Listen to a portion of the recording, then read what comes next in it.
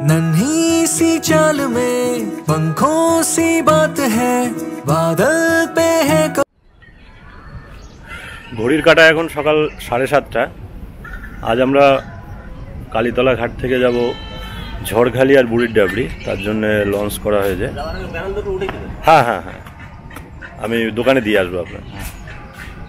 লঞ্চে খাবার দাবার, সব খাবার দাবার বলতে রান্নার খাবার দাবার আমরা নিয়ে নিলাম, রান্না লঞ্চেই করা হবে। সারাদিন ঘুরবো, দেখি সন্ধ্যার পরে হয়তো ফেরত আসবো। তো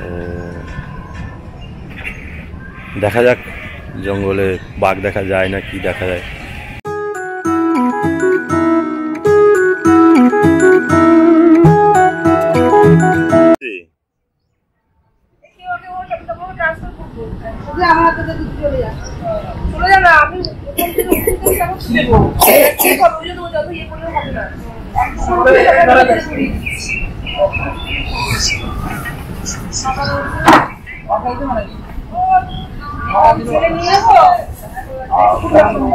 সবাই তো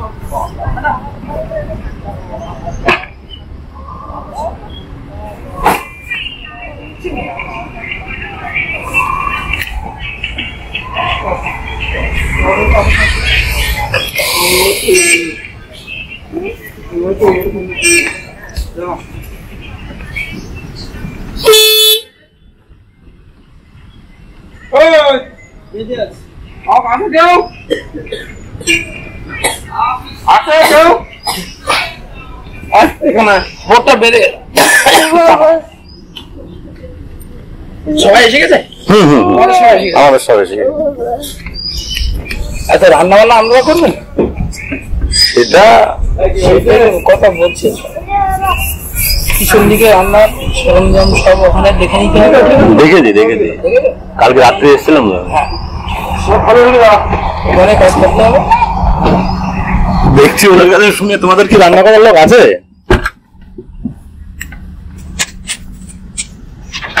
এই যে এখানে আসলে আমি দেখাতে পারছি না, এই যে এদিকটাই করে দেখাই। এখানে শোয়ার জায়গা আছে লঞ্চের মধ্যে। শোয়ার জায়গায় 1, 2, 3, 4, 5টা বেড আছে। কেউ যদি 2-3 দিনের জন্য নেয়। এটা অন্ধকার কোমোড আছে, বাথরুম। অন্ধকারে ভালো দেখা যাচ্ছে। হ্যাঁ, দাঁড়াও, লাইটটা জ্বালাই। লাইটটা জ্বালালে আপনারা দেখতে পারবেন। এই দেখুন, এই যে লাইটে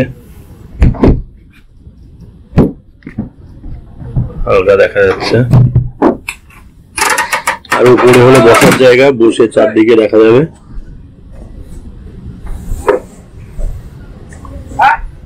মোটামুটি পরিষ্কারই আছে।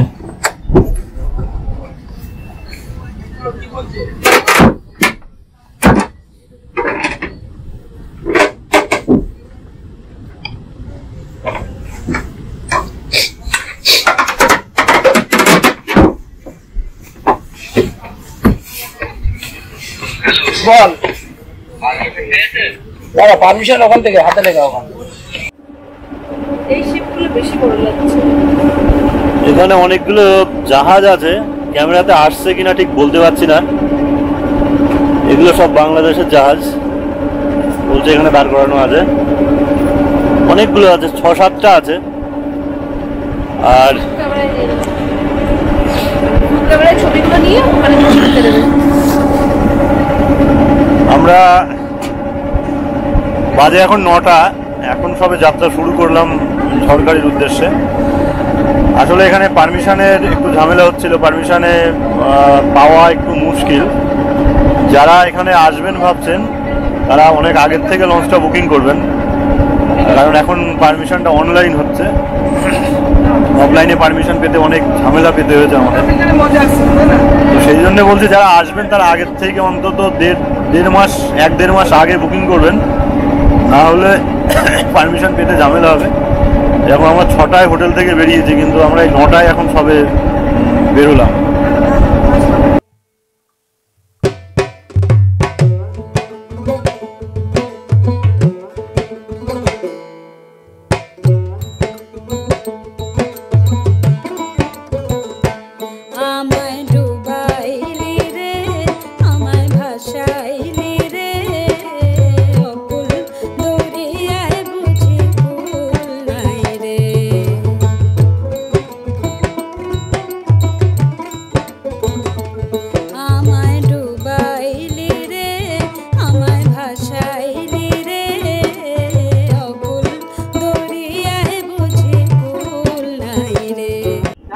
এই জন্য দুর্ঘটনা ওদের মধ্যে নাম আমাদের করতে। তো এই জঙ্গলটায় এখন কিন্তু আর সেই প্লান্টেশন আর নেই, যেখানে 1977 সাল থেকে 78 সাল নাগাদ বামফ্রন্ট সরকার যেখান থেকে বাংলাদেশে কিছু রিফিউজি অর্থাৎ হিন্দু শরণার্থী যারা এখানটাতে বসবাস শুরু করেছিল তাদেরকে তুলে এনে এই জায়গাটা বসবাস শুরু করেছে। বসবাস শুরু করার পর এখানটাতে স্কুল থেকে শুরু করে নিয়ে রুটির কারখানা থেকে শুরু করে নিয়ে মার্কেট থেকে শুরু করে সমস্ত সব কিছু বাড়িয়ে গেছে। তো দেখবেন এই জঙ্গলটা ওরা যদি এখানে থাকতে পারতেন শহর তাহলে এখানেই হতো, মানে এখানে এমন একটা জায়গা যেখানটাতে সমস্ত সব কিছু তারা বানিয়ে ফেলে। এবার এই জঙ্গলটাকে রক্ষার্থে কী করলো ফরেস্ট ডিপার্টমেন্ট এবং সেন্ট্রাল বাহিনী এবং স্টেট বাহিনী যৌথ প্রচেষ্টা ওদেরকে একটা যুদ্ধ চালাবার, অর্থাৎ এদেরকে তাড়িয়ে দেওয়ার একটা ব্যাপার ছিল। তো দেখবেন যখন তারা এখানে এসছে তখন কিন্তু তাদেরকে যখন তাড়িয়ে দেওয়ার ব্যাপার চলছে তখন কিন্তু যেতে রাজি হয়, বলছে যে না আমরা এখান থেকে উঠবো না। আর উপর থেকে যে এটা বার্তাটা এসছে যাই না এখান থেকে ওদেরকে তাড়াতে হবে।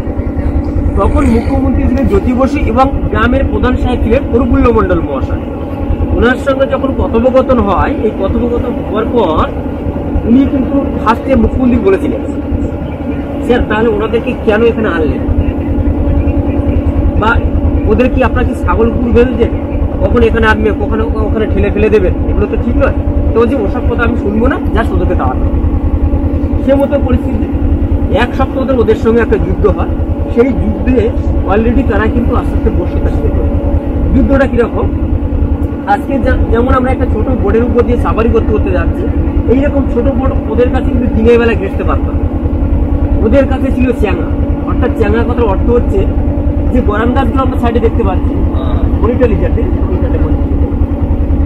তো যে গরান গাছগুলো আমরা দেখতে পাচ্ছি এই গরান গাছের 2 হাত করে কেটে 2 মাথা সুচালো করে ছুঁড়ে মারত। এবার মারতে মারতে এরকম বোটের গায়ে লাগলে বোট ফুটে হয়ে যেত, আর মানুষের লাগলে তো মানুষের মারা যেত। এই জন্য কি করলো আমাদের এই বাহিনী ওদের সঙ্গে রাতের পর রাত একটা যুদ্ধ করলো, ওদের খাওয়ার জলে বিষ মিশিয়ে দিল, বাড়িতে আগুন জ্বালিয়ে দিল।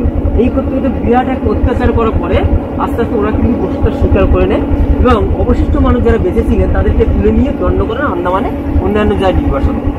এই হচ্ছে মরিচবি জঙ্গল ইতিহাস। এবং এখানে নাকি সকালবেলা উঠে আমাদের বাবা ঠাকুরে দেখেন ঝাঁপে ঝাঁপে মানুষ পড়ে থাকতো, এখানে তো জলে বিষ থাকে। এই জন্য এই জায়গাটা ঝাঁপে ঝাঁপে মানুষ ধরার ফলে যে জায়গাটার নাম দিয়েছে মরিচা। যাই হোক এই হচ্ছে মরিচবি জঙ্গল। এখন কিন্তু এখানে প্রচুর করে বাঘের পরিসংখ্যান বেড়ে গেছে এই জঙ্গলটাতে।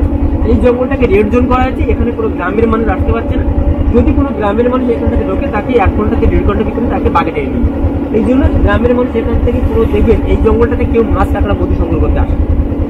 এখানে প্রচুর করে মাছ কাঁকড়া থাকা সত্ত্বেও এখানে কিন্তু কেউ মাছ কাঁকড়া ধরতে আসে। যাই হোক এখানটাতে 2খানা বাঘ ও কিন্তু ঘোরাফেরা করছে, একটা নাম হচ্ছে নান্টু, একটা নাম হচ্ছে বিগ বস। তো এই নান্টু বিগ বস এরা দুজন কিন্তু এক একটা এরিয়া ভাগ করে নিয়েছে। কিন্তু এটা তো আমাদের শুধু বলছে এটা তো নয়, সুন্দরবনে 102খানা দ্বীপ আছে। 102খানা দ্বীপের ভিতরে 54টি দ্বীপে মানুষের বসবাস, 48টা দ্বীপে এরকম ম্যানগ্রোভ বর্ণন করে।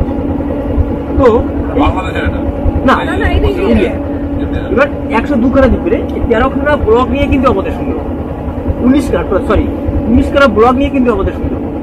এরা করে হচ্ছে সাউথ চব্বিশ পরগনা, অর্থাৎ আমি যেখান থেকে উঠলাম এটা হচ্ছে সাউথ চব্বিশ পরগনা লাস্ট গ্রাম কুমিরমারি। আর ওই যে গ্রামটা আপনার যেখান থেকে পাড়ি দিয়ে আসবে ওই নর্থ চব্বিশ পরগনা 6খানা ব্লক।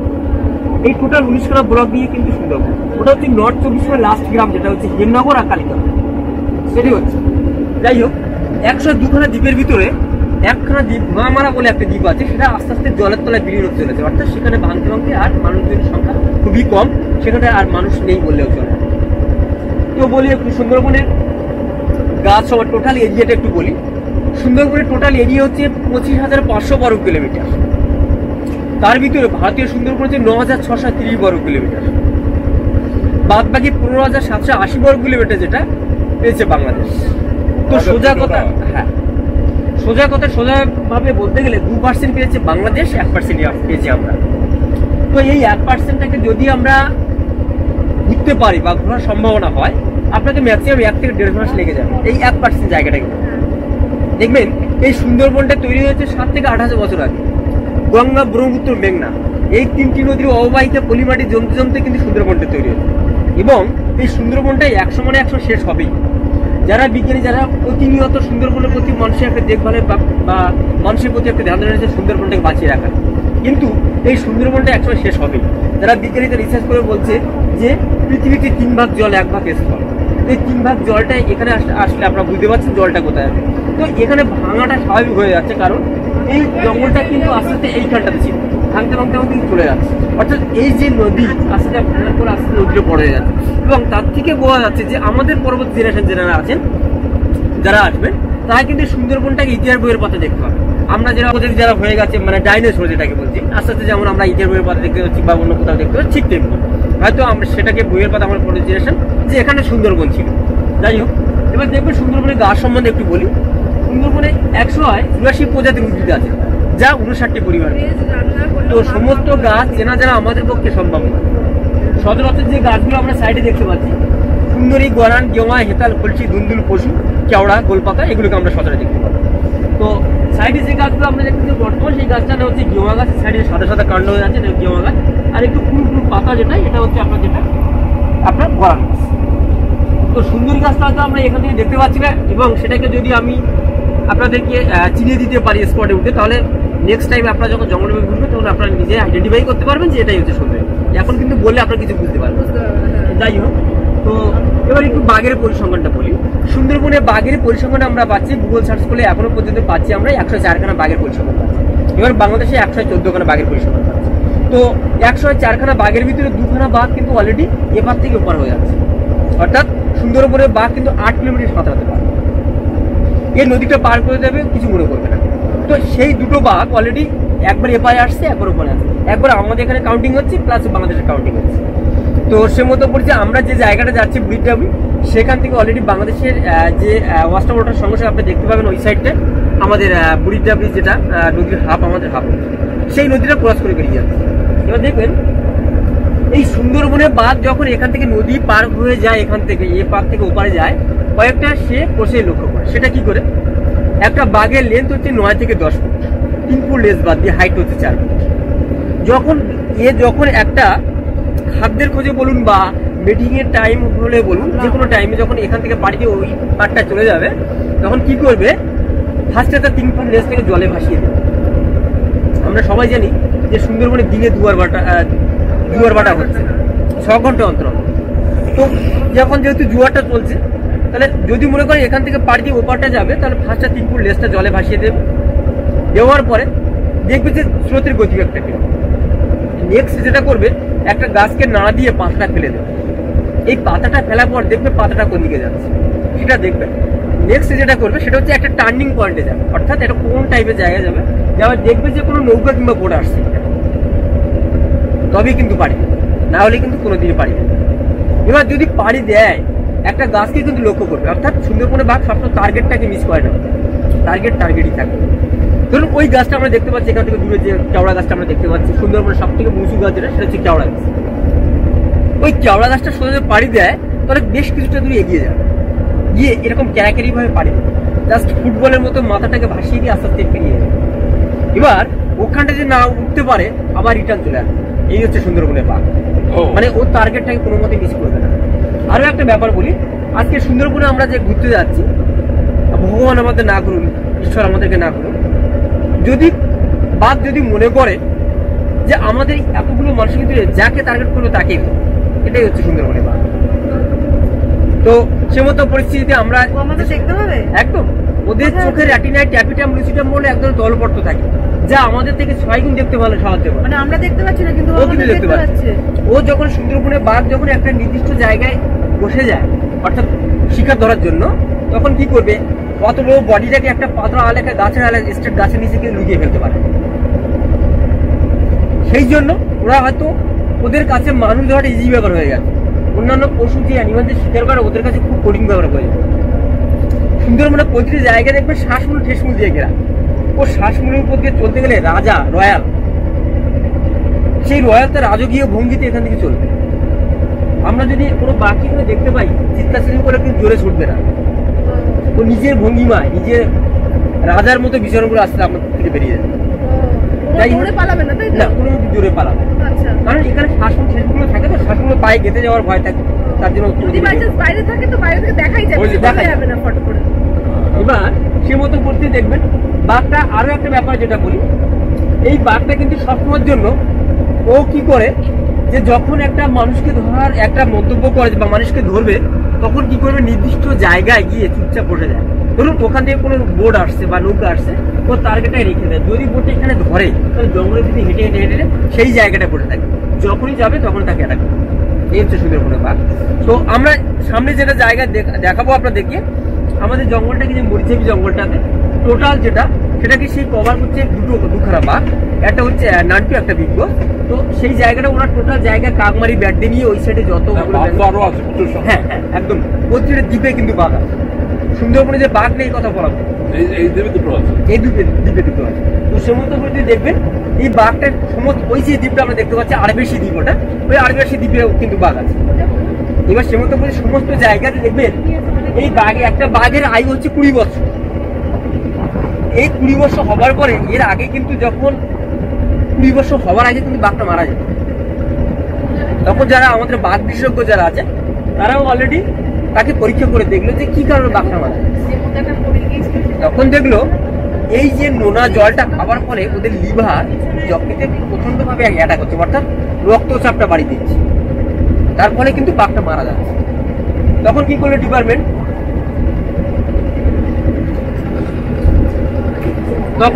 কি করলো গ্রামের মানুষের সহযোগিতা নিয়ে জঙ্গলের ভিতরে গিয়ে 3 কিলোমিটার 5 কিলোমিটার পর একটা সুইট ওয়াটার পয়েন্ট কেটে দিল।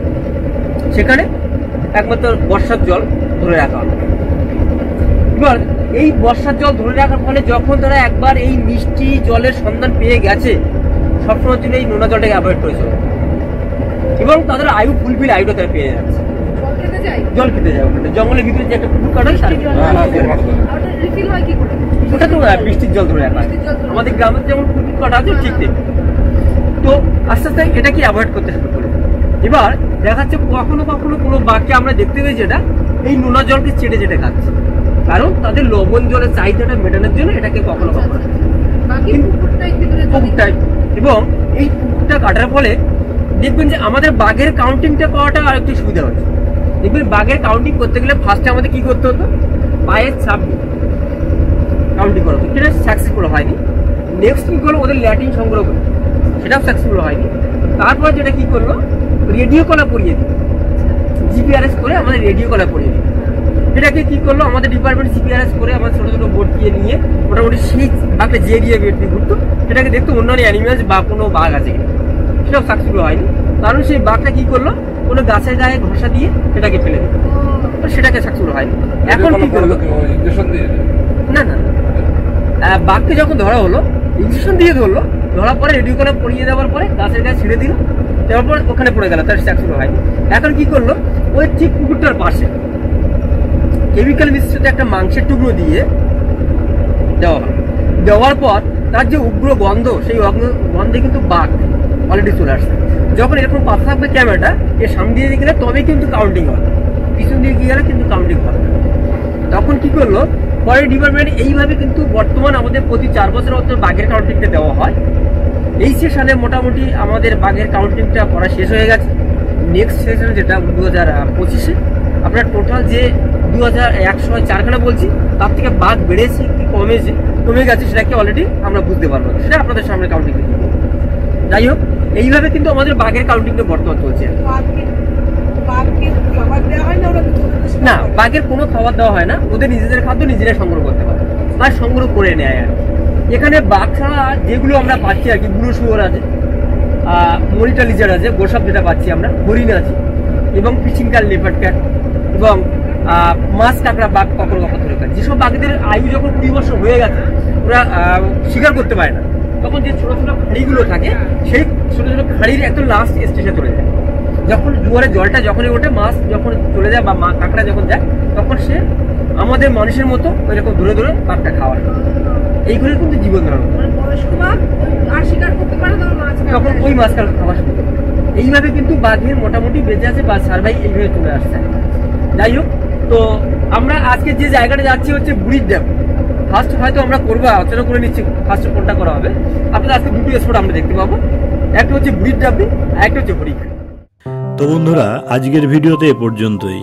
আসলে সারাদিনের সুন্দরবনের ট্যুর যদি একটি ভিডিওতে পাবলিশ করি তো ভিডিওটি অনেক বড় হয়ে যাবে।